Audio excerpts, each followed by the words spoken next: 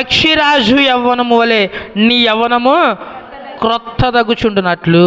పక్షిరాజు వయసు 70 సంవత్సరాలు. అది 30 సంవత్సరాలు దాటిన తర్వాత తిండి ఎక్కువ వల్ల దాని ఈకలు కానీ, దాని రెక్కలు కానీ, దాని గోర్లు కానీ, దాని ముక్కు కానీ అన్నీ ఎక్కువ పెరిగిపోతాయి.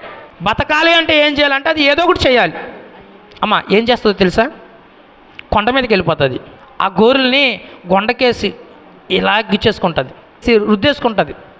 ముక్కుని ఆ గోడకేసి కొట్టేసుకుంటుంది. ఇలాగ ముక్కు పగిలిపోద్ది.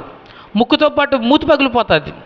ఈకలన్నింటినీ పీకేసుకుంటుంది. అదే 5 నెలల వరకు తిండి తిప్పలు లేకుండా అలాగే ఉండిపోద్ది. అది 5 నెలల తర్వాత మెల్లమెల్లగా ఈకలు వస్తూ ఉంటాయి, మెల్లమెల్లగా ఆ గోర్లు వస్తూ ఉంటాయి. 40 సంవత్సరాల వయసులో ఆ పక్షిరాజు గంట, ఆ గెద్ద గంట మళ్ళీ ఏమొస్తుంది? నూతన బలం వస్తుంది. నువ్వు ఇంకొన్ని రోజులు దేవునిలో ఆనందించాలంటే ఈరోజు నువ్వు దేవునిలో నలగొట్టబడాలి.